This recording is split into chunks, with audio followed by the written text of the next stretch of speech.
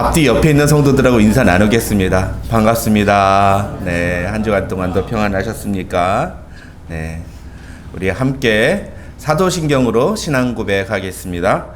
전능하사 천지를 만드신 하나님 아버지를 내가 믿사오며 그 외아들 우리 주 예수 그리스도를 믿사오니 이는 성령으로 잉태하사 동정녀 마리아에게 나시고 본디오 빌라도에게 고난을 받으사 십자가에 못 박혀 죽으시고 장사지 사흘 만에 죽은 자 가운데서 다시 살아나시며 하늘에 오르사 전능하신 하나님 우편에 앉아 계시다가 저리로서 산자와 죽은 자를 심판하러 오시리라.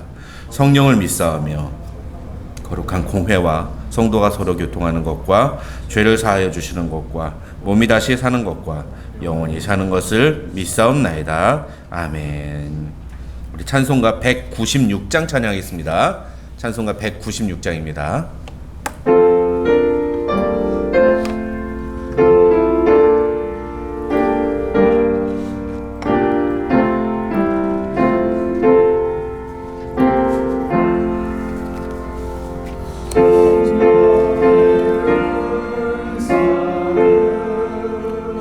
나에게 채우사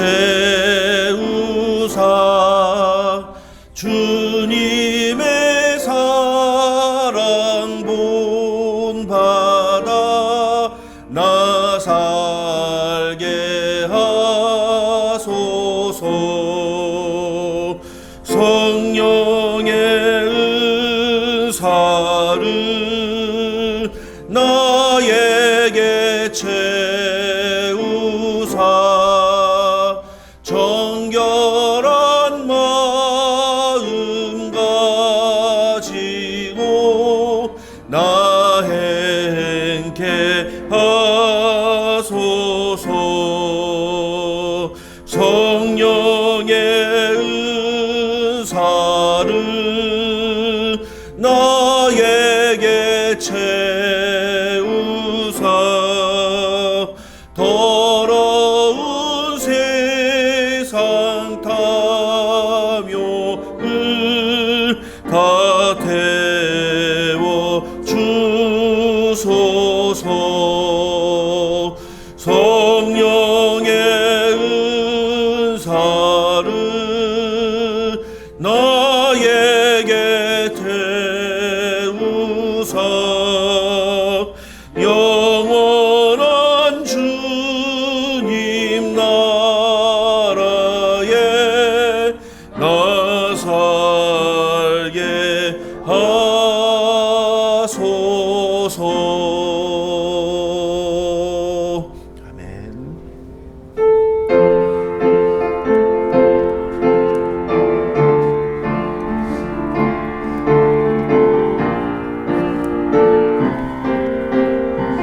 마지막 날에 마지막 날에 내가 나의 영으로 모든 백성에게 부어 주리라. 자녀들은 예언할 것이요 청년들은 환상을 보고 아비들은 꿈을 꾸리라. 주의 영이 임하면 자녀들은 예언할 것이요 청년들은 환상을 보고 아비들은 꿈을 꾸리라. 주의 영이 임하면 성령이여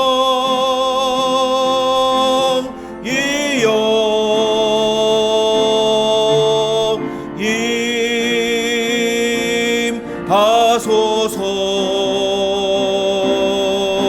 성령이여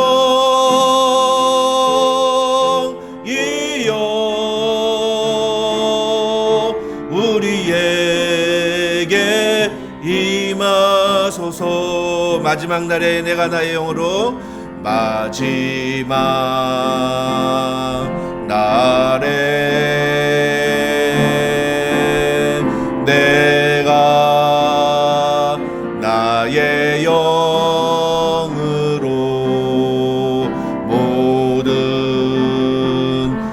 백성에게 부어 주리라.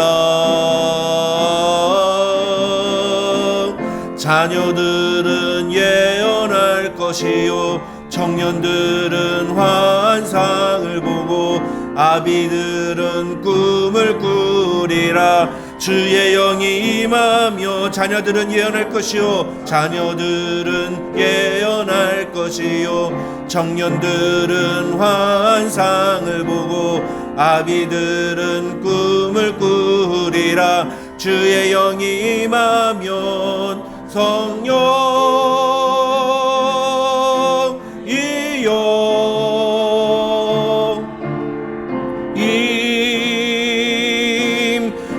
임하소서.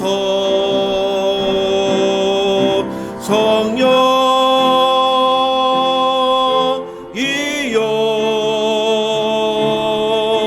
우리에게 임하소서. 성령이여 임하소서. 성령이여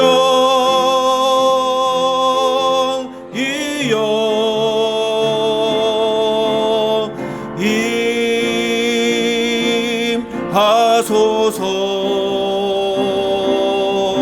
성령이여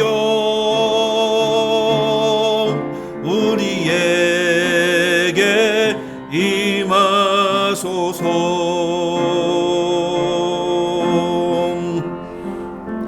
하나님이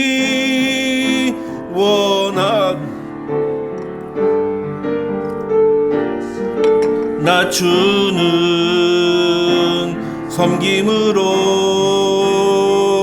내 발을 닦아주사 먼저 섬기시고 서로 사랑하라고 말씀하시었네. 하나님이 원하시는 세상으로 나 자신을 드리는 섬김의 모습이 되기를. 하늘의 영광을 다 버리고 하늘의 영광을 다 버리고 낮은 이곳에 내려오신 주 죽기까지 나를 사랑하신 그 사랑 얼마나 큰지. 우리가 높아지면 그가 낮추시리. 우리가 낮아지면 그가 높이시리. 하나님이 원하시는 세상으로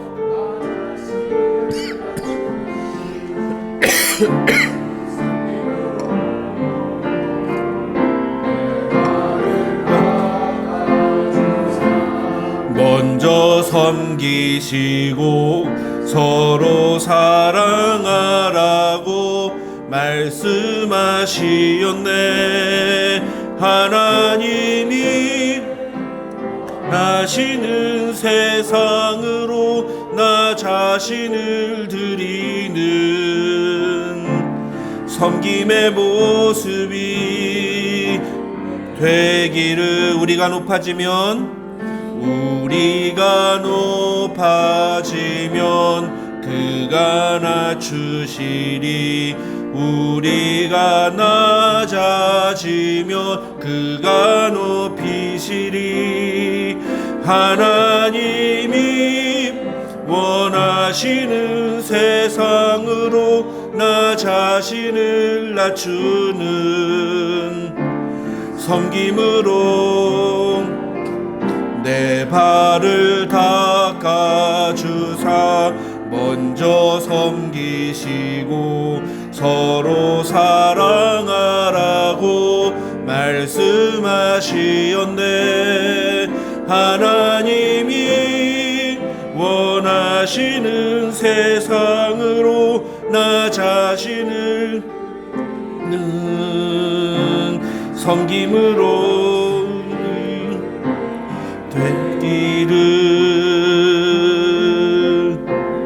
우리 이 시간 함께 기도하겠습니다. 이 시간 기도할 때 하나님, 오늘도 우리에게 아무 자격도 없고 아무 공로도 없는 우리가 주님 앞에 나와 예배 드릴 수 있도록 특권을 주심을 감사합니다. 하나님, 오늘도 주께서 우리에게 허락하신 이 예배 시간에 우리가 오직 하나님께 집중하도록 도와주시고 우리의 몸과 마음을 주님 받아주시옵소서. 우리가 예배를 드리는 것에 집중하는 것이 아니라 하나님이 받으실 만한 예배를 드리는 이 예배 시간이 되게 하여 주시옵소서. 우리 그렇게 함께 같이 기도하고요. 특별히 오늘은 이 예배 자리에 함께 참여하지 못하고 가정에서 예배 드리는 분들이 많이 있습니다. 하나님, 그들에게도 동일하게 은혜를 주셔서 비록 영상으로 예배에 참여하지만 하나님 동일한 은혜를 주시고 하나님 앞에 신령과 진정으로 예배하는 예배자들 되게 해달라고 위해서 같이 기도하시고요. 오늘 특별히 또 오늘도 말씀으로 우리에게 하나님 이 은혜를 주셔서 하나님의 말씀이 선포될 때 그 말씀 앞에 우리 모두 겸손히 엎드리는 그런 예배 시간 되게 해달라고 함께 같이 기도하도록 하겠습니다. 다 같이 기도하겠습니다. 아버지 하나님, 감사합니다.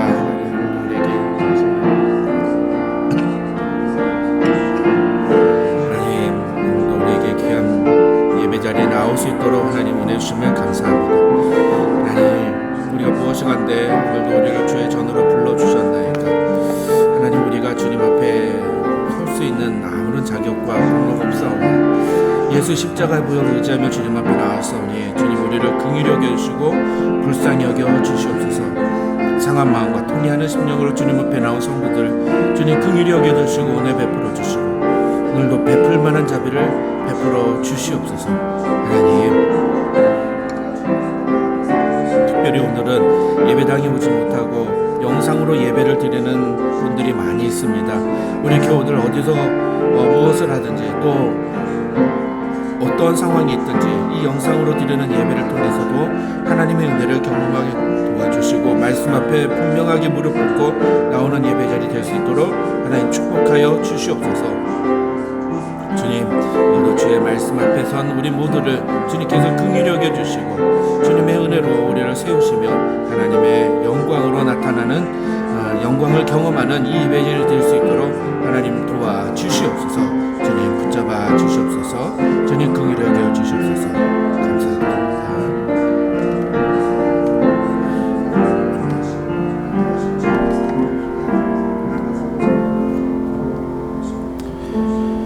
하나님 아버지, 감사합니다. 오늘도 우리에게 귀한 시간 허락하여 주시고 주일날 함께 모여서 예배 드릴 수 있도록 은혜 주심을 감사합니다. 지난 일주일 동안 우리에게 각자 가정과 또 사업을 허락하여 주셔서 우리의 삶의 현장에서 하나님을 예배하는 예배자로 살아갈 수 있도록 은혜 주심을 감사합니다. 그러나 우리의 모습을 돌아보면 과연 우리가 하나님을 예배하는 삶을 살았는지 우리 자신을 정말 정직하게 돌아볼 때 주님 부끄럽고 주님 앞에 죄스러운 마음을 고백하지 않을 수 없습니다. 우리의 모든 죄악을 맑게 씻기시는 예수 그리스도의 보혈을 의지하며 오늘도 주님 앞에 다시 나아오니 하나님 우리를 정결케 하시고 새롭게 하여 주셔서 우리가 다시 그 은혜로 하나님을 예배하는 예배자들이 될 수 있도록 하나님 도와주시옵소서. 하나님, 오늘도 주님의 말씀 앞에 우리가 섭니다. 이 말씀 앞에 설 때마다 하나님 우리가 겸손하게 하시고 이 말씀이 기준이 되어서 우리가 그 말씀으로 변화되는 은혜를 경험하게 도와주시옵소서.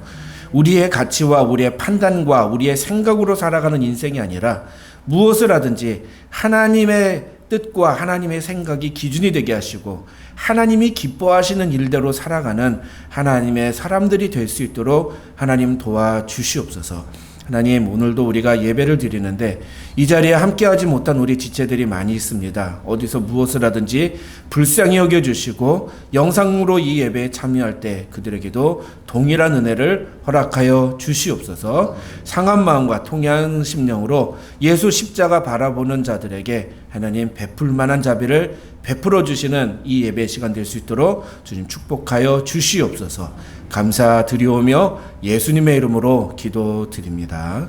아멘.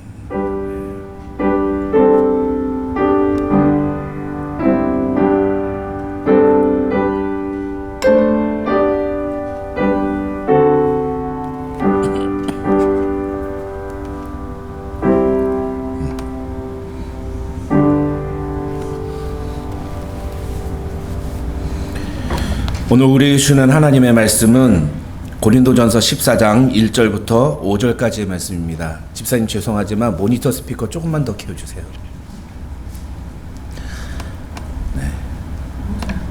네, 감사합니다. 고린도전서 14장 1절부터 5절까지의 말씀 우리 한 목소리로 함께 읽겠습니다. 다 같이 읽겠습니다. 시작. 사랑을 추구하며 신령한 것들을 사모하되 특별히 예언을 하려고 하라. 방언을 말하는 자는 사람에게 하지 아니하고 하나님께 하나니 이는 알아듣는 자가 없고 영으로 비밀을 말함이라. 그러나 예언하는 자는 사람에게 말하여 덕을 세우며 권면하며 위로하는 것이요 방언을 말하는 자는 자기의 덕을 세우고 예언하는 자는 교회의 덕을 세우나니 나는 너희가 다 방언 말하기를 원하나 특별히 예언하기를 원하노라. 만일 방언을 말하는 자가 통역하여 교회의 덕을 세우지 아니하면 예언하는 자만 못하니라. 아멘. 우리 함께 읽은 본문 말씀 가지고 은사사용 설명서라는 제목으로 하나님의 말씀 살펴보겠습니다. 우리 지난 금요일 새벽에 만난 시간에도 말씀을 드렸습니다만 이 고린도전서 12장, 13장, 14장은 주제가 은사입니다. 은사를 가지고 이제 예배에 대해서 설명을 하고 있는 거죠. 12장, 13장, 14장의 주제를 간략하게 설명을 드리면 12장은 은사를 주신 목적과 이유가 무엇인가 그것에 대한 내용이 나옵니다. 그 다음에 13장은 은사의 기초, 어저께 본문이죠. 고린도전서 13장, 굉장히 유명한 성경 아닙니까? 근데 그 고린도전서 13장에서 바울이 이야기하는 건 뭐냐면 그 모든 은사들은 반드시 이것이 기초가 되어 있어야 된다. 이 위에 은사가 나타나야 된다라고 얘기를 하는 거예요. 그 다음에 이제 14장, 오늘 우리가 다룰 본문은 그렇다면 그 은사는 어떻게 사용하는 것이 옳은가에 대한 은사 사용의 기본적인 원리들, 프린시플을 이제 이야기를 합니다. 자, 은사를 주신 목적과 이유 다시 한번 우리 복습해 볼까요? 우리 12장 다룰 때 했었죠? 은사를 주신 이유가 무엇 때문이다? 은사를 누구를 위해서 주셨다? 교회와 다른 지체들을 섬기라고, 다른 지체의 유익을 위해서 주셨다. 이 얘기는 무슨 얘기입니까? 하나님이 우리에게 주신 은사는 결코 나의 만족을 위해서 써서는 안 된다라는 겁니다. 근데 이제 은사가 뭐냐라는 거예요. 그렇죠? 제가 그 얘기를 안 한 것 같아요. 은사가 뭐냐? 은사가 뭘까요? 은사가 영어로 뭐죠? 기프트예요. 기프트. 선물입니다. 그러니까 은사 그러면 우리는 뭔가 대단히 초자연적이고 어떤 특별한 능력을 말하는데 아니에요. 그것보다 더 정확한 개념은 뭐냐면 은사란 하나님이 나에게 남들보다 조금 더 많이 주신 거예요. 그게 은사입니다. 쉽게 말하면 그거예요. 어떤 사람에게는 그러니까 은사를 우리는 굉장히 영적인 것으로만 생각을 하는데 사실은 그렇지 않습니다. 굉장히 보통 평범한 것일 수도 있어요. 어떤 거냐? 어떤 사람에게는 남들보다 건강한 신체를 주신 분이 있어요. 그러면 그 신체를 가지고 뭐 하라고? 뭐 하라고요? 노가다 하라고요? 그 신체를 가지고 교회와 다른 지체를 섬기라고. 그게 은사예요. 어떤 사람에게는 남들보다 조금 더 많은 돈을 주셨어요. 그럼 그거 갖고 뭐 하라고? 헌금하라고? 이게 자꾸 이렇게 핀트가 빗나가는데 교회와 다른 지체들 섬기라고. 어떤 사람에게는 똑똑한 머리를 주셨어요. 그럼 뭐 하라고? 섬기라고. 그 지혜 가지고 지식 가지고 다른 사람을 잘 섬기라고 주신 거예요. 나는 몸도 건강하지 않고 돈도 별로 없고 머리도 별로 나쁘다. 나는 나이만 많이 먹었다. 하나님 뭘 많이 주신 거예요? 그렇죠. 나이를 주신 거예요. 나이는 뭐죠? 경험이에요. 삶이에요. 삶. 그럼 그 삶을 가지고 다른 사람을 섬기면 돼요. 교회 안에서 섬기면 되는 겁니다. 그게 은사예요. 근데 이게 이제 영적인 면에 있어서도 은사들이 나타납니다. 어떤 사람은 방언의 은사를 받기도 하고, 어떤 사람은 통역의 은사 받기도 하고, 어떤 사람은 영분별의 은사도 받고, 어떤 사람은 말씀의 은사, 믿음의 은사, 또 어떤 분은 순교의 은사. 뭐 순교의 은사는 제대로 사용되는 적이 없는 것 같아요. 네. 그렇죠? 근데 그런 은사를 주셨다는 건 하나님을 위해서 기꺼이 내가 모든 걸 다 포기한다는 뜻이에요. 네. 그런 마음의 자세가 되어 있다는 겁니다. 그러니까 중요한 건 뭐냐면 은사는 뭐다? 하나님이 나에게 조금 더 많이 주신 거다. 그럼 그걸 무엇을 해야 된다? 교회와 다른 지체의 유익을 위해서 섬기는 데 사용해야 된다. 네. 섬기는 데 사용해야 된다. 그래서 나는 하나님이 나한테 은사라는 건 주신 적이 없다. 난 도대체 받은 은사가 없다. 이렇게 말하면 된다, 안 된다? 안 된다. 안 된다. 우리는 누구나 하나 이상씩은 은사를 받았어요. 그걸 찾으면 됩니다. 근데 은사는 내가 잘하는 게 아니에요. 하나님이 주신 거죠. 그래서 은사를 사용하는 데 있어서도 내가 기준이 아니에요. 하나님이 기준이어야 되죠.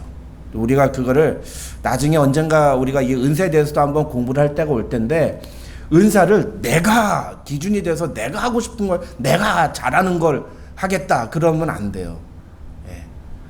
내가 무슨 은사가 있는지를 잘 모르는 사람들이 있어요, 실제적으로. 근데 그거는 다른 사람들이 보면 알아요. 저분은 저 부분에 있어서 은사가 있어. 그럼 그쪽 분야에서 섬기는 게 맞는 거예요.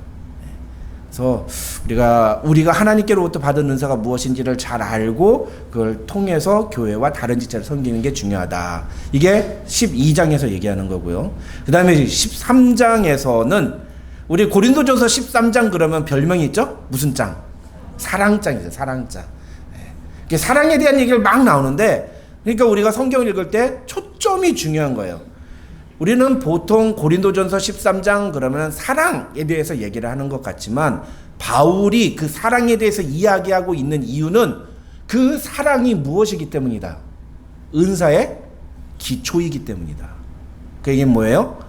우리가 하나님이 주신 은사를 사용할 때는 반드시 사랑이 전제돼서 그 은사가 사용되어져야 한다는 거예요. 은사를 사용할 때 내가 드러나고 내가 잘났고 내가 만족하기 위해서 은사를 사용하는 게 절대로 아니라는 거예요. 은사를 사용할 때의 기준은 반드시 우리 마음속에 있는 사랑이어야 한다. 그게 고린도전서 13장에서 바울이 이야기하고 있는 내용의 핵심인 겁니다. 그 다음에 이제 오늘 본문인 고린도전서 14장으로 넘어가는데, 14장으로 넘어가기 전에 13장에서 우리가 이 바울이 사랑에 대해서 쭉 얘기를 하면서 뭐라고 합니까? 사랑이 뭐라고 얘기하죠? 사랑은 뭐래요?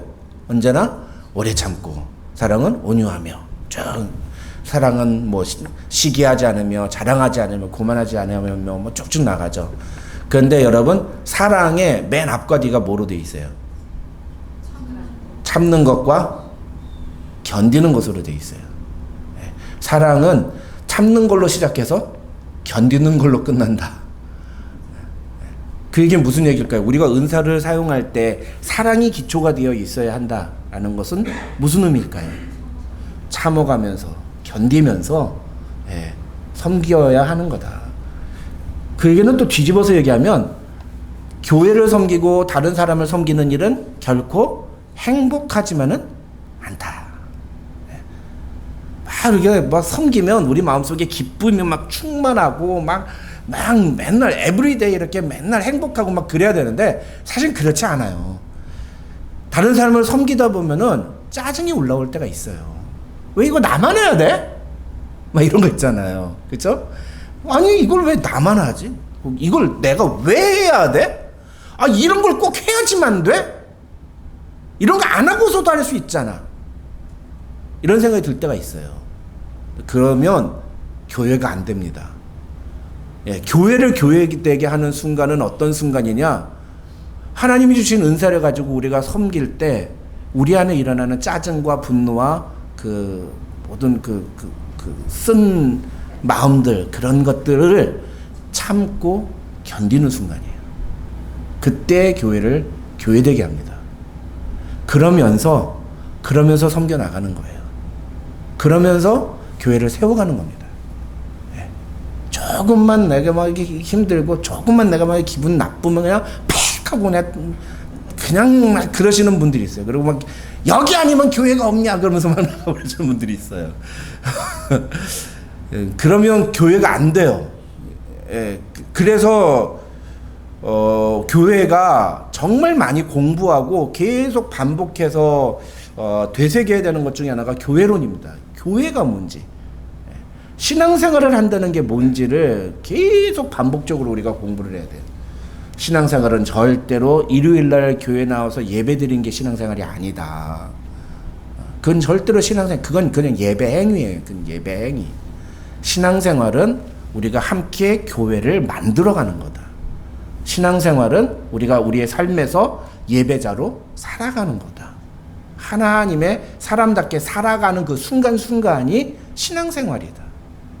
그래서 이렇게 주일날 와서 예배드리는 건 그런 순간에 우리가 올바른 선택을 하기 위해서, 그런 순간에 우리가 올바른 모습을 보이기 위해서 우리에게 필요한 것들을 공급받는 시간이에요. 그게 이 예배 시간이라는 것을 여러분 기억하시기 바랍니다. 이 고린도전서 13장 사랑장을 다루면서 한 가지만 더 말씀을 드리면, 이 고린도전서 13장을 정말 그러니까 신앙이 어리신 분들은 대부분 어떻게 반응하냐면 이거 읽고서는 사랑은 오래 참고 사랑은 온유하며 사랑은 시기하지 않으며 막 이렇게 얘기하잖아요. 그러니까 거봐, 사랑은 이런 거래. 그러니까 좀 오래 좀 참아봐. 이렇게 얘기하는 거예요.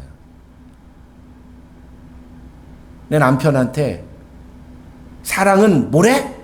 목사님이 뭐라고 그랬어? 사랑은 오래 참고 사랑은 견디는 거랬어. 그러니까 참고 견뎌.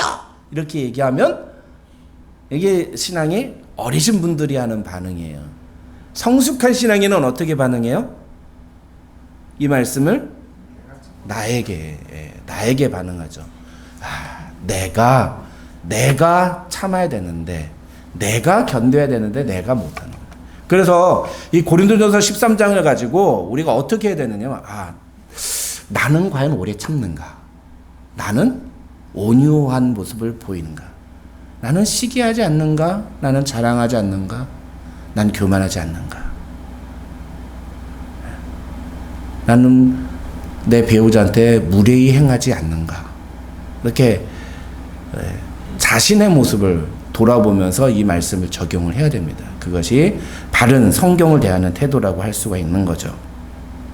이렇게 13장에서는 사랑의 기초에 대해서 얘기한 다음에 그 다음에 14장 오늘 본문으로 넘어가면서 14장 1절에서 바울이 이렇게 말합니다. 다 같이 읽어볼까요? 시작. 사랑을 추구하며 신령한 것들을 사모하되 특별히 예언을 하려고 하라.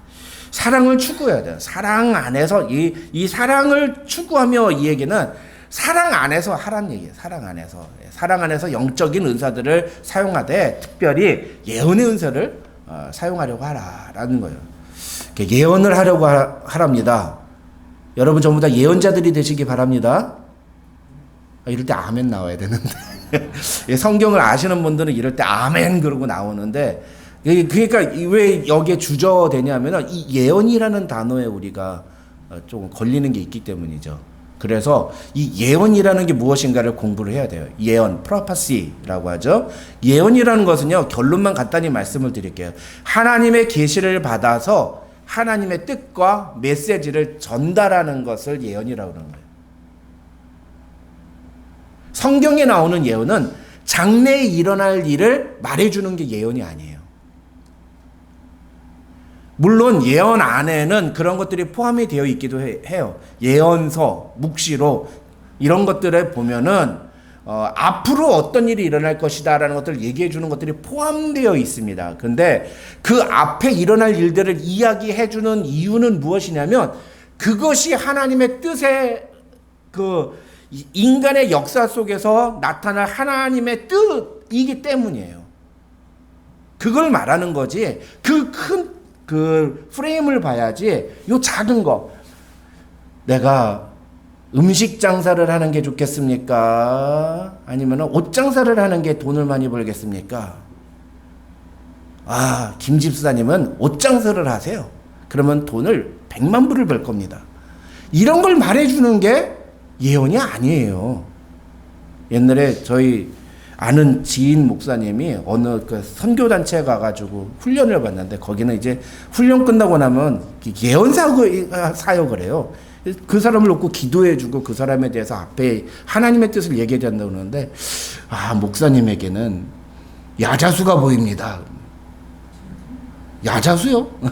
근데 당시에 여기 그 캘리포니아의 큰 교회에 담임 청빙 자리가 나오고 있었어요. 하나님이 나를 그 교회 담임으로 보내시나 보다. 그래가지고 저희한테 와가지고서는 얼마나 그거 갖고 얘기했는지 몰라요.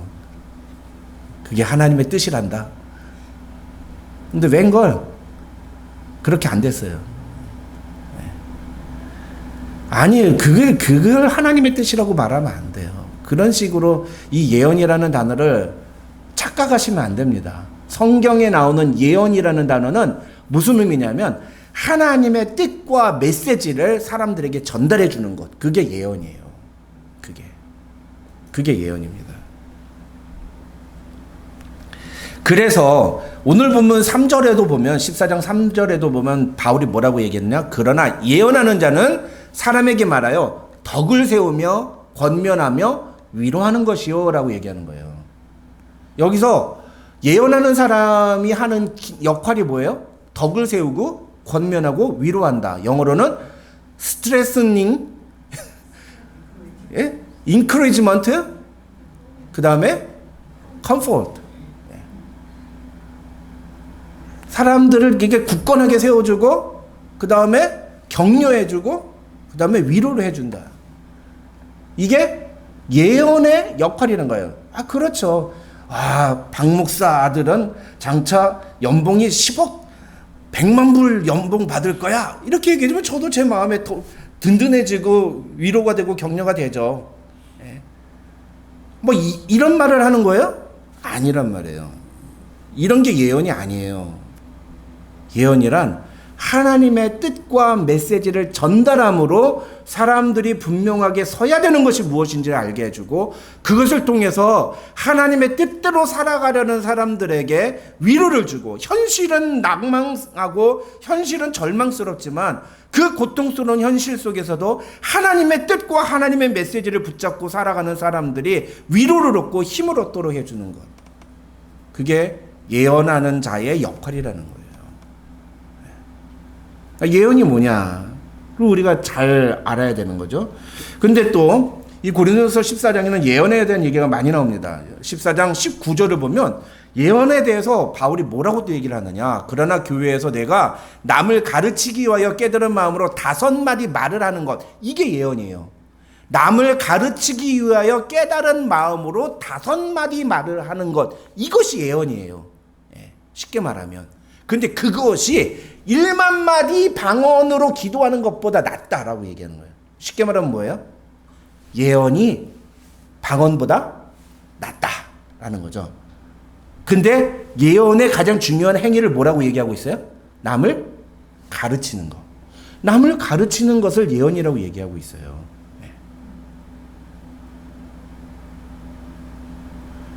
아니, 점집에서 장례일 복채 이렇게 복채 내고 장례일 얘기하는데 막 가르칩니까? 안 가르치잖아요. 그냥 앞으로 이런 일이 있을 거야 라고 얘기만 해주죠. 이게 가르치는 행위는 뭐예요? 배우는 사람이 있다는 거거든요. 그러니까 성경에서 말하는 예언과 우리가 알고 있는 예언은 좀 많이 다른 거예요. 그거를 여러분이 이해를 하셔야 됩니다. 중요한 것은요, 무엇을 가르치느냐는 거죠. 남을 가르치기 위하여 깨달은 마음이라고 되어 있잖아요. 무엇을 깨닫는 걸까요? 오랫동안 득도하고 목사님이 40일 금식 기도를 하니까 하나님께서 신비한 영을 주셔가지고 영적인 세계를 깨닫는 거예요? 예? 요즘도 이렇게 신앙생활 하는, 교회 안에서 이렇게 신앙생활 하시는 분들이 있어요. 그래서 성경도 하나도 배우지 않고 자기가 영적으로 깨닫다고 하면서 막 나가서 집회하고 막 성경에도 없는 얘기하면서 지가 막 전도 잘해. 그러면서 막 얘기하는 사람이 있어요. 얼마나 위험한지 몰라요. 근데 얼마나 많은 사람들이 거기 현혹되는 줄 아십니까? 무엇을 가르치는 거예요? 깨달은 마음이 깨달은 마음. 근데 무엇을 깨닫는 걸까요? 하나님의 말씀을 깨닫는 거예요. 하나님의 뜻을 깨닫는 거예요. 네, 하나님의 말씀과 하나님의 뜻은 어디에 있어요? 성경에 있죠. 근데 이 성경은 누가 깨닫게 해주시는 거예요? 성령께서 깨닫게 해주시는 거예요. 그래서 성령을 뭐라고 그래요? 진리의 영이라고 해요. 진리의 영. 네. 성령은 진리의 영이에요. 근데 이 진리의 영인 성령께서는 어떤 특정한 사람에게만 들어가서 하나님의 뜻이 담겨진 성경을 깨닫게 하실까요? 아니에요. 여러분에게도 성령께서 하나님의 뜻이 담긴 성경을 깨닫게 해주시는 줄 믿으시기 바랍니다. 에이, 설마. 이러시는 분들이 있어요, 내가 보니까. 예? 그 설마가 사람 잡습니다. 설마가 사람 잡아요. 그 설마를 빨리 깨트리셔야 돼요. 그 설마가 뭡니까? 그게 성령을 제한하는 거예요. 성령을 제한하는 걸 예수님은 성령 회방죄라고 했어요. 내 안에서 성령님은 절대로 역사하지 않는다 라고 견고하게 확신을 가지고 신앙생활 하시는 분들이 있어요. 도대체 무슨 신앙생활 하시는지 모르겠어요. 하나님은 우리 모두에게 성령을 부어주셔서 우리에게 성경을 깨닫게 하시고 그 깨달은 것을 가지고 다른 사람을 가르칠 수 있도록 은사를 주십니다. 믿으시기 바랍니다. 그게 신약시대의 모든 신자들에게 주어진 축복이자 은혜이자 특권이에요. 여러분 믿으시기 바랍니다.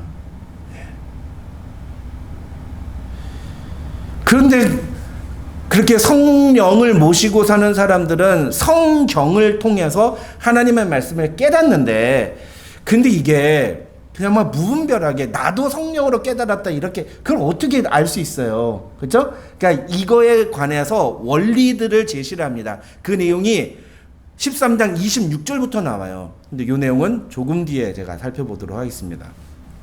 그 다음에 이제 한 가지 더 네, 요게 이제 아까 성령께서 가르치신다. 고린도전서 2장 13절을 보면 우리가 말하는 것, 우리가 가르치는 모든 것들은 성령께서 가르치신 것으로 한다. 그렇죠? 그래서 영적인 것은 영적인 것으로 분별하느니라. 그러니까 신앙생활을 할 때 하나님의 말씀을 가르치는 역할들은요, 반드시 세상에서 무슨 학위를 받아야지 할 수 있는 게 아니에요. 뭐 최소한 대졸 이상의 학력자만 교회에서 성경 교사를 할 수 있다. 에이, no way. 한글만 깨우쳐서 성경만 읽을 수 있으면 누구나 성경 교사 할 수 있습니다. 세상의 기준이 아닌 하나님의 기준으로 하나님께서 깨닫게 해주시는 그런 은혜를 봐야 되는 거죠. 그 다음에 24절과 25절을 보면은 이 예언하는 사람에 대해서 또 뭐라고 묘사가 되어 있느냐, 표현이 되어 있느냐면, 그러나 다 예언을 하면 믿지 않는 자들이나 알지 못하는 자들이 들어와서 모든 사람에게 책망을 들으며 모든 사람에게 판단을 받고 그 마음에 숨은 일들이 드러나게 되므로 엎드려 하나님께 경배하며 하나님이 참으로 너희 가운데 계신다 전파리라, 이렇게 기록합니다. 어렵죠, 말이. 말이 어렵죠. 여기서 중요한 건 뭐예요? 예언을 하면, 이런 게 예언을 하면, 예언을 한다 뭐라고 했어요 아까? 가르치는 거. 하나님의 말씀을 가르치면 믿지 아니하는 자들이나 예수 그리스도에 대해서 알지 못하는 자들이 들어와서 그 예언하는 사람들의, 성경을 가르치는 사람들의 말을 듣고 책망을 듣고 마음의 판단을 받는다는 거예요. 여기서 모든 사람에게 책망을 들으며 라는 것은 어떤 특정한 사람에게만, 목사님에게만 배우느냐, 그게 아니란 거예요. 누구에게나 배울 수 있다는 얘기예요. 교회 안에 누구에게나 배울 수 있다. 그래서 이 얘기는 무슨 얘기냐면, 교회가 교회되는 굉장히 중요한 모습 중에 하나는 뭐냐면, 교회 안에 성경을 가르치는 예언 사역을 하는 사역자들이 얼마나 많이 있는가, 이게 정말 중요하다는 거예요. 여러분 이거를 이해가 되십니까? 교회가 진짜 건강한 교회가 되려면 그 교회 안에 하나님의 말씀을 가르치는 사람들이 많아야 돼요. 제가 우리 교회에 대해서 갖고 있는 목표의 목표가 그거예요. 여러분 한 사람 한 사람을 잘 훈련시켜서 성경을 잘 가르치는 성경 교사가 되도록 도와드리는 거예요. 그러면 여러분이 우리 교회 안에서도 그렇지만 어딜 가서든지 하나님의 말씀을 가르치는 일들을 할 수가 있습니다. 무슨 사역자가 되라는 게 아니에요. 어떤 상황에서든지 어떤 형편에서든지 누구를 만났는지 그 사람에게 하나님의 말씀을 전하고 하나님의 말씀을 가르쳐 줄 수 있는 그런 역량을, 왜 우리 전도할 때 보면 그런 얘기 많이 하지 않습니까? 전도를 해야 되는데 도대체 뭘 얘기를 해야 될지 몰라서 전도를 못하겠다라고 얘기하시는 분들이 있어요. 복음만 알면 전도를 할 수 있는데 복음이 뭐냐 물으면은 굿뉴스? 이렇게 얘기하고 끝나요. 복음이 뭐냐 설명해봐라 그러면 What is the gospel? gospel 물으면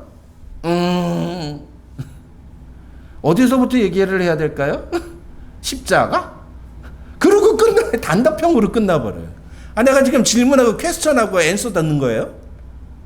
여러분이 누구를 만나든지 그 사람에게 예수 그리스도의 십자가 복음에 대해서 설명해 줄 수 있어야죠. 누구를 만나든지. 우리 교회 와봐. 우리 교회 새로운 목사님 왔는데 설교 잘해. 키는 작은데 짬뽕도 만들어. 여러분 그게 전도의 내용이에요? 여러분 그런 거 갖고 절대 전도하지 마시기 바랍니다. 그런 건 전도의 내용이 돼서는 안 돼요. 우리가 전해야 되는 건 오직 뭐예요? 예수 그리스도의 십자가 복음이에요. 근데 대부분의 사람들이 예수님을 전하라고 그러면 어디서부터 전해야 될지 몰라요. 그러니까 교회 안에서 이런 일들이 일어납니까? 믿지 아니하는 자들이나 예수 그리스도를 알지 못하는 자들이 들어와서 책망을 듣고 마음의 판단을 받고 그 마음에 숨겨진 모든 죄악들이 드러남으로써 하나님 앞에 엎드려 하나님께 경배하며 여러분 안에 참으로 하나님이 계시는군요 라고 고백하는 일들이 일어나야 됩니다. 저는 우리 은혜와 진리 장로교회에 그런 역사가 일어나길 주님의 이름으로 축원합니다. 그게 누구를 통해서? 예언하는 자들을 통해서 나타나는 일들이라는 거예요.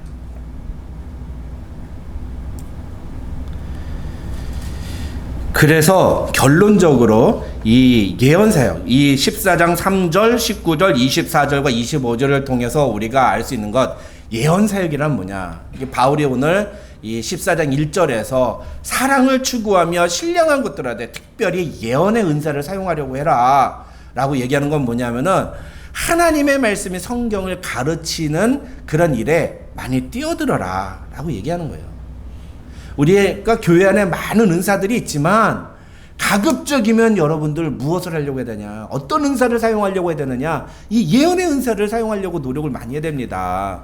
사랑 안에서 영적인 다양한 은사들을 다 하려고 노력을 하시되 특별히 예언의 은사를, 하나님의 뜻과 하나님의 메시지를 전하는, 그것을 가르치는 그런 이 사역들을 하려고 노력하십시오 라고 하는 게 고린도전서 14장 1절에서 바울이 이야기하고 있는 겁니다. 왜 이렇게 말을 할까요? 다시 한번 얘기해 볼까요? 왜 이렇게 예언의 은사를 사용하라고 할까요? 무엇 때문에? 3절과 4절에 뭐라고 되어 있어요? 예언하는 자는 덕을 세워요. 예언하는 자는 교회의 덕을 세워요. 교회를 든든하게. 덕을 세운다가 뭐라고 써요? strengthening. strengthen. 아유, 이 지독한 영어 발음. 내가 이래서 영어권에서 사역하기가 참 두려웠는데. 아무튼 그거. 네? 든든하게 세워내는 거예요.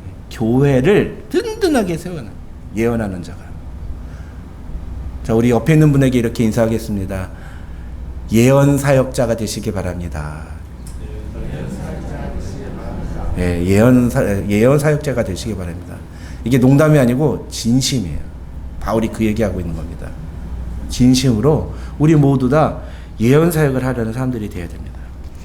31절을 보시면 바울이 그래서 이런 얘기합니다.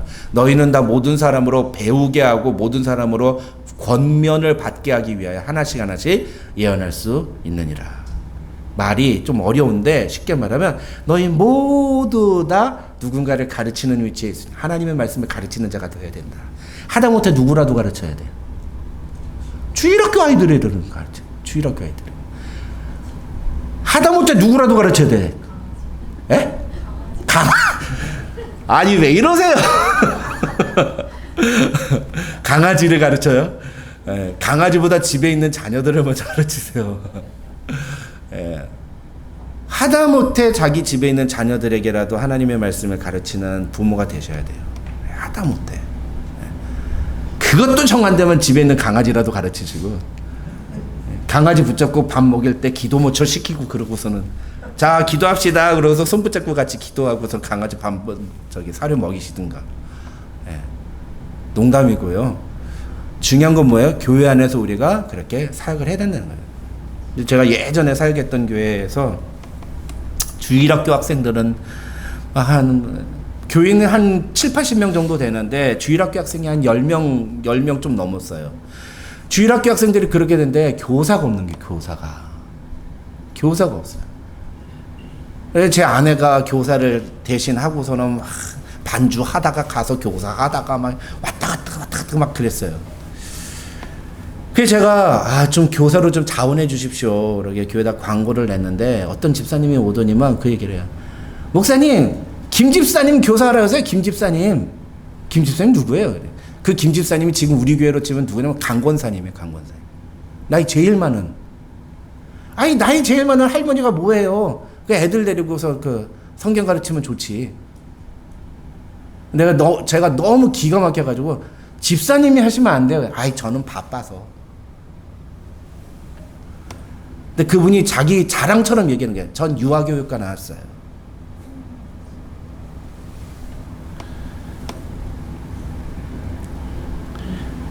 참 안타까운 일이죠.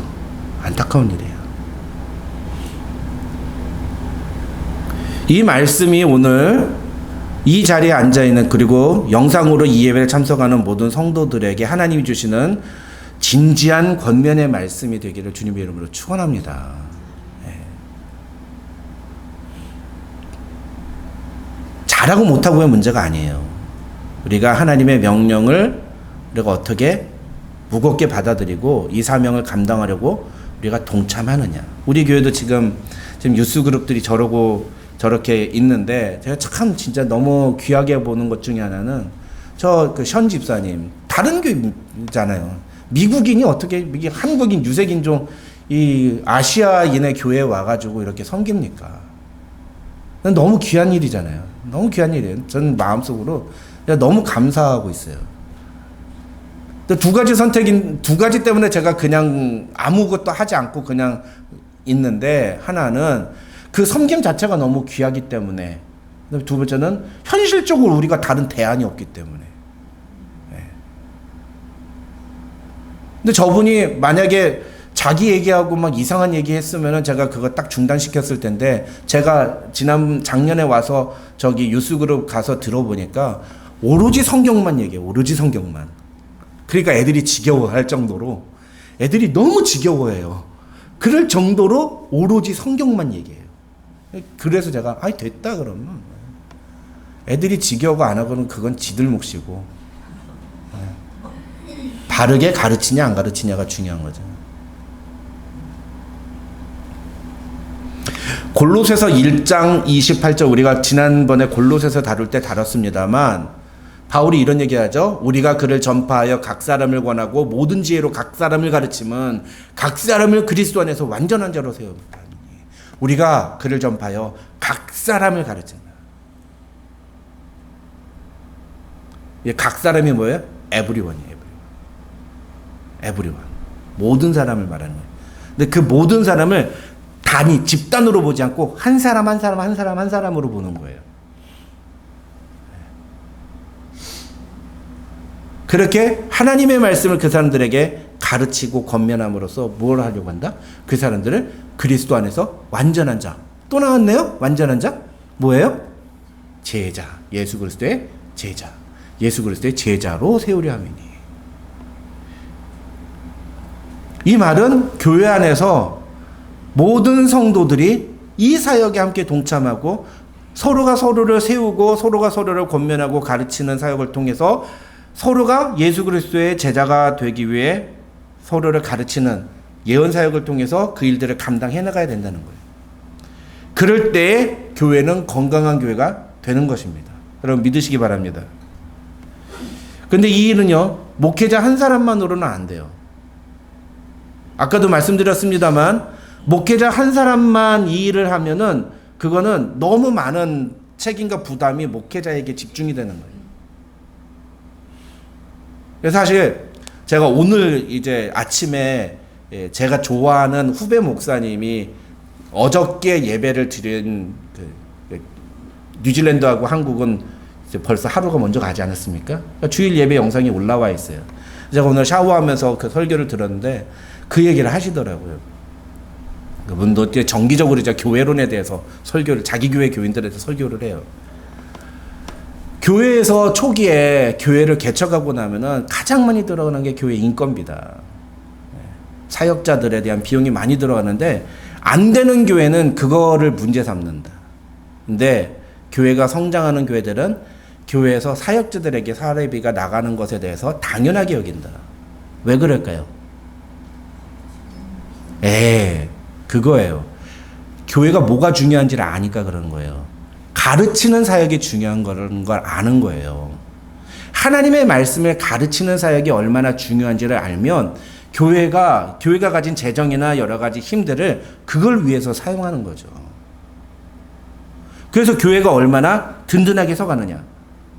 물론 교회가 평신도 지도자들이 잘 세워지고 하나님의 말씀을 잘 가르치는 리더십들이 세워져 있으면은 그러면은 뭐 목회자가 그렇게 많이 필요하지도 않아요. 제가 아는 어떤 인천에 있는 어떤 교회는 한 3,500명 모이는데 목회자가 단 2명이에요.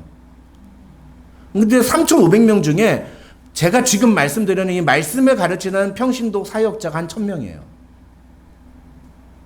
그러니까 너나 할 거 없이 다 말씀 가르치는 사역에 뛰어들고, 근데 그게 막 아무렇게나 하느냐? 그렇지 않아요. 원리가 있어요.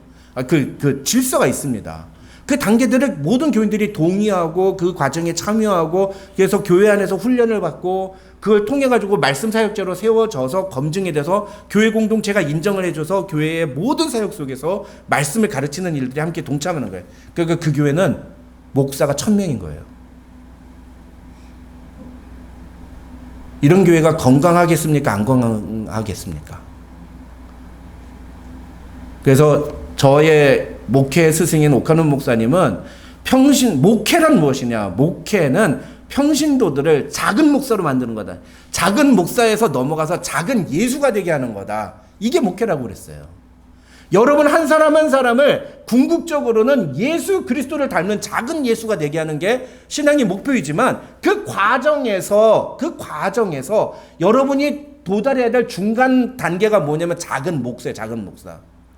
적어도 목사는 어떤 사람들이에요? 자신의 인생을 주님 앞에 드리고 적어도 목사는 자신의 삶이 주님께 쓰임받기를 원하고 그리고 모든 삶의 우선순위를 하나님께 드리는 사람들이라고 볼 수도 있지 않나요?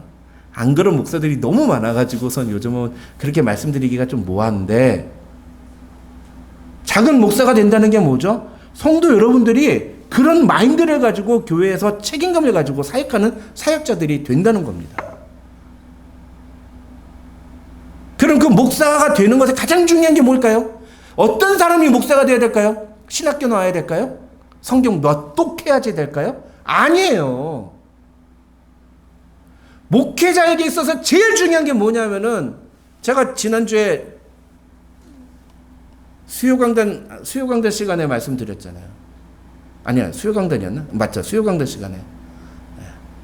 제자의 3대 원리 뭐예요? 제자는 어떤 사람이 된다? 3가지? 제자의 3가지 모습. 첫째, 천적 위탁. 둘째, 증인. 셋째, 섬김. 이 3가지가 나와야 된다. 목회자는 천적 위탁자여야 돼요. 전적 위탁자. 하나님 앞에 자신의 삶을 전적으로 위탁하지 않는 사람이 목회자 되면 안 됩니다. 신학 뭐 아무리 많이 배워봤자 다 소용없어요. 그 교회를 가지고 자기 드러내는 데 쓰려고 하는 것뿐이죠. 제가 예전에 알고 있던 제가 섬겼던 목사님은요, 교회 표요가 1만 명 모이는 교회 되기 였어요. 교회 1만 명 되는 교회 만들어서 뭐 하게요, 여러분?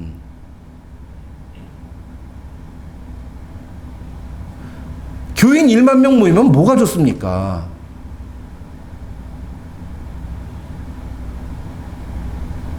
그 목사가 1만 명 모이는 교회 만들면 그다음부터 자기가 이제 어디 가서든지 대접받고 사람들한테 인정받고 알려지고 소문나고 그러니까 좋은 거예요. 그런 걸 갖다가 그림자 미션이라고 그래요. 섀도우 미션이라고. 진짜 하나님이 우리에게 주신 사명이 아니라 자기의 숨겨져 있는 욕망인 거죠. 목회자들도 욕망 덩어리입니다, 여러분. 근데 그게 목회자만 그래요? 성도들도 다 똑같아요. 우리가 그런 목회자를 말하는 게 아니고 철저히 성경이 말하는, 하나님은 에베소서에서 목사를 무엇하라고 세워주셨습니까? 성도를 온전하게 하며 그를 봉사의 일을 하게 하여 하나님의 사람으로 완전하게 하게 하려 합니다. 목사는 그 일하라고 세운 직분이에요. 그래서 바울도 뭐라 해요? 우리가 그를 전파하여 각 사람을 권하고 모든 지혜로 각 사람을 가르침은 각 사람을 그리스도 안에서 완전한 사로 세우려 합니다. 여러분이 작은 예수가 되고 작은 목자가 되는, 작은 목사가 되어야 되는 이유가 뭡니까? 우리 주변에 있는 모든 사람들을 그리스도 안에서 완전한 자로 세우는 일에 함께 동역하기 위해서요. 저는 우리 은혜와 진리 장로교회가 그런 교회 되기를 주님의 이름으로 축원합니다. 우리 교회에 그런 평신도 동역자들이 많아지는 그런 교회가 되었으면 좋겠습니다. 중요한 건 뭐냐? 아까도 말씀드리려고 했지만 이 일을 하는 데 있어서는 세상적인 지위나 학식이 필요한 게 아니에요. 뭐 대학 졸업자만 그게 가능하다. 전혀 그렇지 않아요. 성령을 모시고 있는 사람이면 누구나 할 수 있고, 기본적으로 성경은 좀 알아야 되긴 하겠죠. 성경을 제가 은사 다룰 때 얘기했습니다만 성경을 전혀 모르는 사람이 성경교사 할 수 없어요. 그렇잖아요. 예? 하나님의 뜻을, 이게 세상에서 제일 웃긴 게 뭐냐면 성경 한 번도 안 읽는 사람이 하나님의 뜻대로 살겠다고 기도하는 거예요. 그게 제일 웃긴 거예요. 아니, 하나님의 뜻대로 살려면 성경을 읽어야지. 근데 성경을 모르는데 어떻게 성경 교사를 할 수 있습니까? 그렇죠?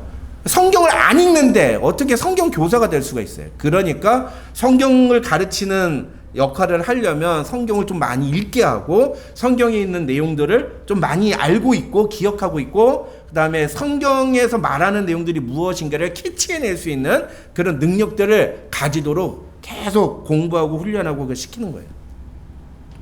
그래, 시키는 거죠. 그래서 켈빈이 뭐라고 그랬어요? 교회는 작은 신학교가 되어야 된다. 그렇게까지 얘기했어요. 이 말을 되게 막 거북스럽게 생각하시는 분들이 있어요. 목사님은 우리 교회를 그냥 신학교로 만들려고 그래. 그게 맞다니까요. 그게 원래 교회의 역할이에요. 여러분이 생각하는 것처럼 교회에 오면 마음이 평안하고 아무것도 안 해도 그렇게 마음이 평안하고 위로받는 그런, 어디 사찰 오셨습니까? 어디 절에 왔어요. 절에. 교회는 그런 것이 아니에요. 교회는 그러려고 교회 다니는 게 아니에요. 다 짬뽕이에요. 짬뽕. 짬뽕 얘기 나오니까. 신앙이 다 짬뽕이 그냥 막 있으면. 불교가 들어오고 도교 들어오고 막 조로아스터교 들어오고 막.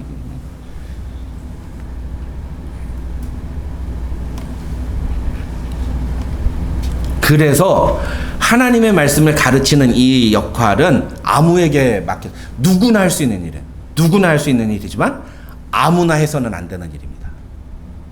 그걸 기억하셔야 돼요. 하나님의 말씀을 가르치는 사역은 누구나 할 수 있는 일인데 아무나 해서는 안 된다. 그래서 32절과 33절에서 바울이 이런 말을 해요. 예언하는 자들의 영은 예언하는 자들에게 제재를 받나니 하나님은 무질서의 하나님이 아니시다. 하나님은 질서 하나님이시다. 이렇게 얘기합니다. 여기서 예언하는 자들의 영은 예언하는 자들에게 제재를 받는다라는 게 무슨 얘기냐면은 이 사람이 지금 말씀을 가르치는 것은 또 다른 말씀을 가르치는 사람에 의해서 점검되어져야 한다는 거예요. 그래서 저와 같은 목회자들이 목사 되기 전에 뭐래요? 신학교 들어가서 목사 후보생이 되죠. 목사 후보생이 되면은 계속 뭐예요? 시험도 치고 설교문도 쓰고 설교 쓰고 나면 그거 어떻게 해요?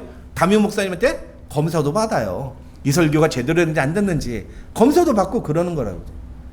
교회 안에서 말씀을 가르치는 사역도 마찬가지예요. 아니 나한테 일 맡겼으면은 내가 뭘 하든지 그냥 맡기고 그냥 가만히 있어야지. 이거는 옳은 자세가 아니에요.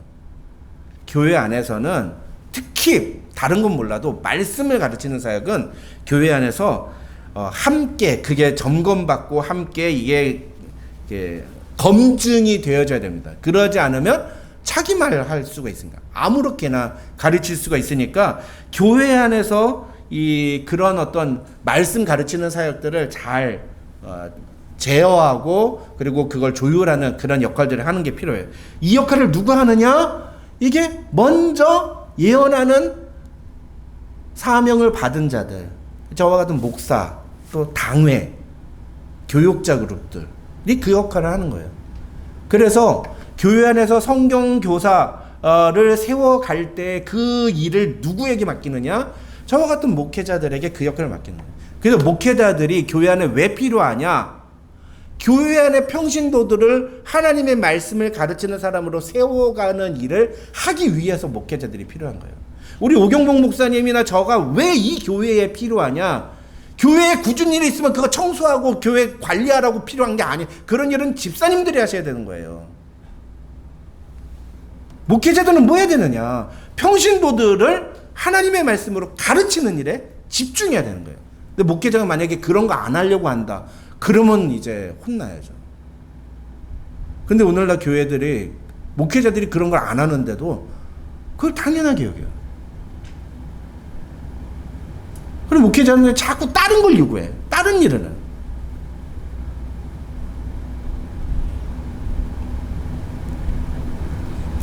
요즘 제가 예전에 이제 2단 강의했습니다만 신천지라는 2단이 나오잖아요. 이 신천지라는 2단의 가장 중요한 문제는 뭐냐면 핵심적인 문제는 뭐냐면 자꾸 성경 공부 그룹을 만드는 거예요. 그래서 교회에서 성경에 대해서 잘 배우지 못하고 갈급한 사람들을 불러다가 우리 교회에서 우리가 같이 성경을 공부하는데 오실래요? 좋다 해가지고 성경을 가르치는 거예요. 근데 대부분의 성도들이 멋모르고 그냥 막 가요. 그래 가서 막 성경 공부하다 보면 막 신기하거든요. 막 한 번도 이런 걸 배워본 적이 없으니까 막 번쩍번쩍 뛰는 거예요. 영이 죽는 줄도 모르고. 근데 그런데 한번 가면은 거기에 세뇌가 돼가지고 다시는 거기 가지 말라고 교회에서 아무리 제재를 해도 말을 듣질 않아요. 말을 듣질 않아요. 그 교회가 무너지는 거예요. 그래서 성경 공부나 성경을 배우는 건 반드시 교회 리더십들의 허락을 받고 교회 리더십들이 검증한 것을. 그 대부분의 성도들이 상의를 안 하고 통보를 해요. 여러분 저는 여러분들이 저한테 상의를 해주시기 바랍니다. 통보하지 마시고. 이게 뭐가 다른지 아세요? 이미 다 일 저질러 놓고는 아 목사님 저 이거 하려고 그랬는데 이러지 마시라는 거예요.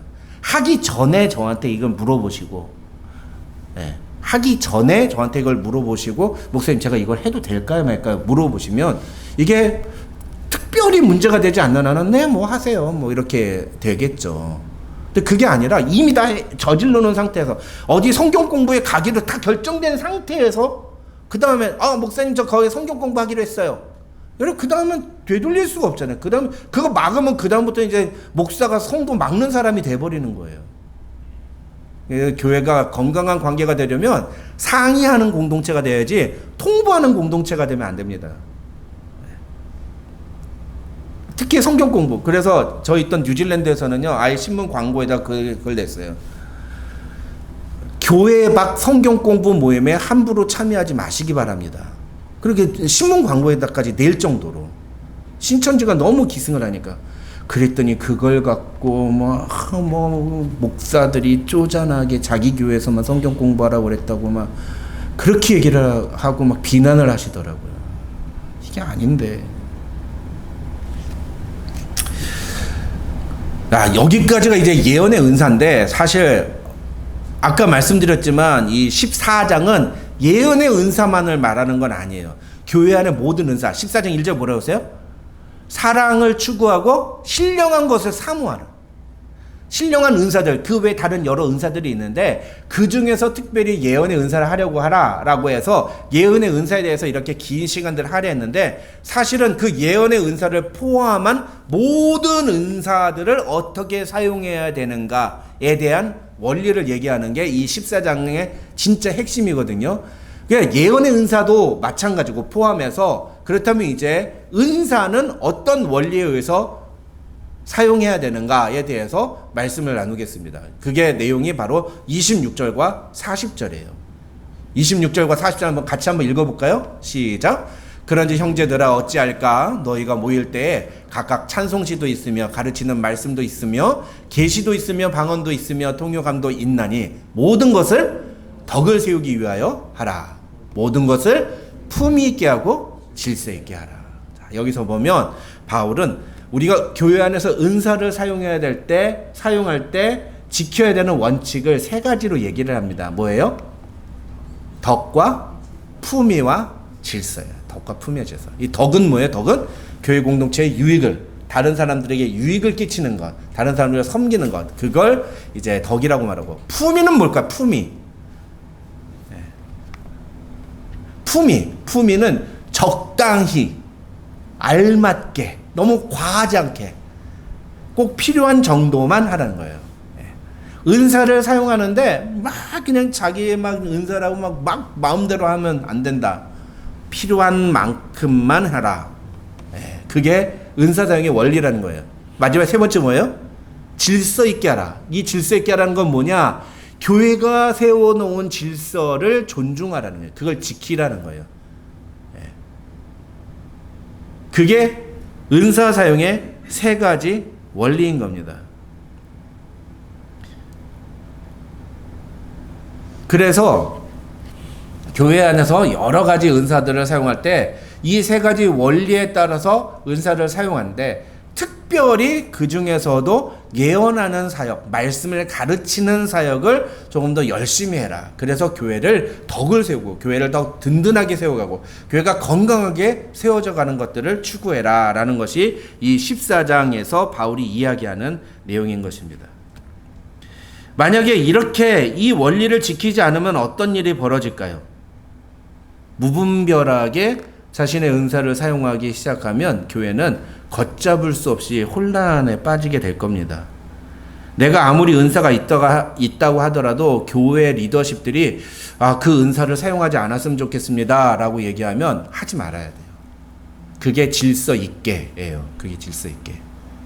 내가 아무리 하나님이 낳게 해주신 게 많아도 교회 리더십들이 그렇게 하지 않았으면 좋겠습니다 라고 하면은 그렇게 하지 않는 게 옳다라는 게 바울이 이야기하는 겁니다. 만약에 그게 정말 필요하다면, 그 은사대로 그렇게 막 하는 것이 좋다면 교회 공동체, 특별히 교회 리더십들의 마음 가운데 거기에 대한 동의가 일어날 거라는 거예요. 그래서 그 일들을 할 수 있도록 허락이 떨어질 거라는 거죠. 물론 그렇다고 해서 교회 리더십들이 다 옳다는 건 아니에요. 교회 리더십들의 결정이 다 100% 옳은 건 아니지만, 그럼에도 불구하고 가급적이면 교회 질서를 지키려고 노력하는 것들이 더 우선적으로 진행이 되어야 된다라는 거죠. 예전에 서울의 한 대형 교회에서 어느 장로님한테 신유의 은사가 나타났어요. 그래서 그분이 막 이렇게 손을 대면 막 사람들이 쓰러지고 막 병이 낫고 막 그런 일이 벌어지는 거예요. 사람들이 얼마나 많이 모이는지, 그분이 가는 곳마다 막 사람들이 막 모이기 시작을 했어요. 처음에는 그 교회에서만 시작한 집회였는데 나중에는 이분이 돌아다니면서 집회를 하기 시작을 했습니다. 그래서 막 미국에도 오고, 막 미국에 오면 막 교회가 텅텅 비어있던 교회가 꽉 차요. 꽉 차. 저렇게 뒷좌석까지 막 앉고 복도까지 앉고. 왜 그럴까요? 병 낫고 싶으니까. 자기들도 뭔가 그렇게 원하는 게 있으니까. 근데 결론만 말씀을 드리면 이분이 하는 사역이 결코 건강하지 않았어요. 신학적으로. 소위 이제 제가 이단 연구할 때 말씀드렸던 신사도 운동이 여기서 나온 거예요. 이분이 신사도 쪽으로 빠진 거예요, 완전히. 그래가지고 막 사람들 막 쓰러졌어요. 여러분, 성경에 어디 쓰러뜨리는 사역이 나옵니까? 성경 어디에 쓰러뜨리는 사역이 성경적인 하나님의 사역으로 나옵니까? 단 한 군데서도 나오잖아요. 하나님의 영은 사람을 쓰러뜨리는 일로 나타나지 않습니다. 오히려 사람을 일으켜 세우죠. 그런데 저 신사도 운동 사람들은요, 그래서 손 터치 탁 하면 사람이 뒤로 발레당 자빠진다는 거예요. 문제는 거기에 그냥 확 넘어가가지고 얼마나 많은 사람들이 거기에만 참여해서 자기도 한번 만져달라고 막 이렇게 모여드는지 몰라요. 근데 이런 일이 있으니까 이제 그 문제가 되지 않습니까? 그러니까 많은 교계 어른들이 이거 문제 있다, 이거 좀 심각하다라고 문제 제기를 했어요. 그 교회 담임 목사님이 이 장로님한테, 장로님 이거 안 하시면 좋겠습니다.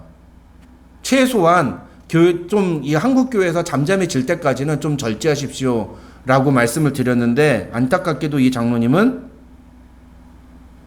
그 목사님의 말을 듣지 않고 그 교회를 나와버렸어요. 그리고서는 자기가 단체를 만들었어요. 그리고서는 지금도 사역하고 계세요. 오늘 본문에서는 이러지 말라는 거예요. 이건 결코 옳은 게 아니라는 거예요. 이런 데는 가서도 안 되고, 여러분도 이런 데는 가서도 안 되고, 동조해서도 안 된다는 겁니다. 그건 성경적으로 옳은 게 아니라는 거예요.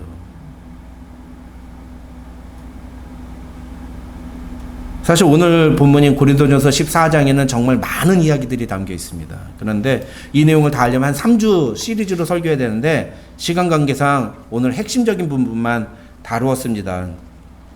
결론을 내려볼까요? 이 14장에서 얘기하는 것의 핵심은 뭐예요? 예언의 은사를 사용해라. 많은 여러 가지 영적인 은사들이 있지만 특별히 교회를 건강하게 세우려면 예언을 많이 하려고 그래. 예언의 은사들을 하려고 해라.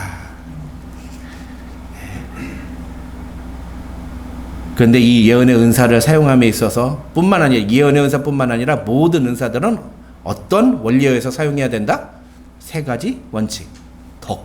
덕을 세우는 것이냐, 다른 사람의 유익을 위해서 하는 것이냐, 그걸 따져봐야 된다. 2번째, 품위. 적당하게, 알맞게, 딱 필요한 정도만 하느냐. 교회 안에서 치유의 은사가 나타나야 될 필요가 있습니다. 그러면 얼마나 좋겠어요. 전 제가 제일 바라는 은사 중에 하나가 방언의 은사와 치유의 은사예요. 그게 있다면 내가 얼마나 많은 교인들에게 도움을 줬을까. 아, 하나님 나한테 왜 그런 은사를 안 주셔가지고. 제가 목회자로서 제일 아쉽고 속상한 것 중에 하나예요. 네.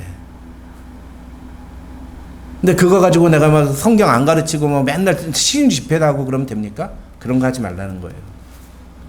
네. 적당하게 교회 안에, 교회 공동체에서 몸이 아프고 연약한 지체가 있을 때 목사가 놓고 기도하면 그 성도가 치유가 되고 회복이 되는 역사가 일어나면 그게 감사하고 하나님께 영광인 거죠.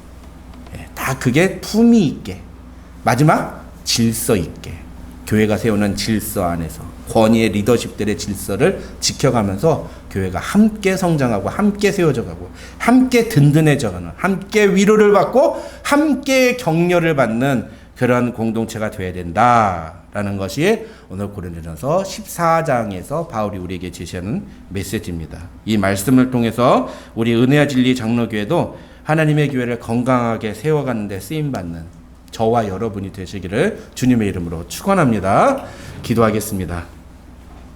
하나님 아버지 감사합니다. 오늘도 우리에게 귀한 말씀 주심을 감사합니다. 하나님, 오늘 주신 말씀을 따라서 우리도 교회 안에서 바른 은사를 사용하고 그 은사를 통해서 교회를 건강하게 세워가고 또 다른 지체를 건강하게 세워가는 데 쓰임받는 성도들이 되게 하여 주시옵소서. 무엇보다도 하나님, 우리 교회 안에 말씀 사역자들이 더욱 많아지게 하여 주시옵소서. 그래서 우리 은혜와 진리 장로교회는 교회 이름 그대로 은혜와 진리가 충만한 교회 될 수 있도록 하나님 축복하여 주시옵소서.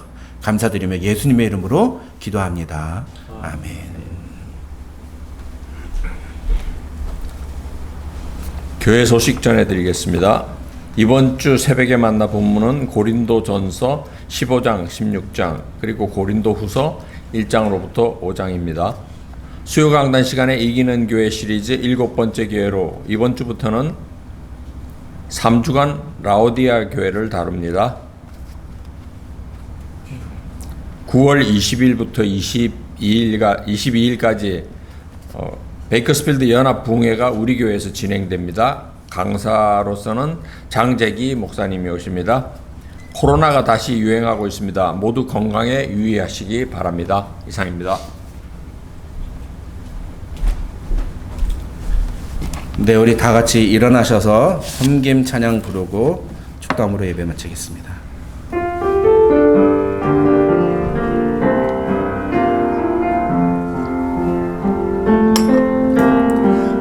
하늘의 영광을 다 버리고 낮은 이곳에 내려오신 주, 죽기까지 나를 사랑하신 그 사랑 얼마나 큰지 우리가 나빠지면 그가 낮추시리 우리가 낮아지면 그가 높이시리 하나님이 원하시는 세상으로 나 자신을 낮추는 섬김으로 닦아주사 먼저 섬기시고 서로 사랑하라고 말씀하시었네. 하나님이 원하시는 세상으로 나 자신을 드리는 섬김의 모습이 되기를. 기도하겠습니다. 하나님 감사합니다. 오늘도 우리에게 귀한 예배 자리 허락해 주심을 감사합니다. 오늘 주신 말씀을 따라서 우리도 섬김의 자리로 더욱더 나아가는 하나님의 사람들이 되게 하여 주시옵소서. 세상을 섬기고 주님의 몸된 교회를 섬겨야 되는 이유는 우리가 주님께로부터 받은 것이 너무나 크기 때문임을 알게 해주시고 항상 그 은혜에 감격하며 살아가는 우리 모든 성도들 될 수 있도록 주님 도와주시옵소서.